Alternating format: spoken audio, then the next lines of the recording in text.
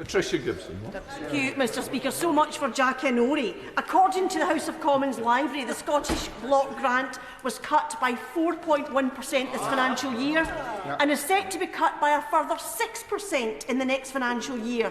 A 2-year real terms cut of nearly £5 billion. The UK Government repeatedly claims to be increasing the funding for Scotland, but this is clearly not true. So why does the Minister, Secretary of State and his government refuse to admit they have cut the block grant and plan to cut it even further?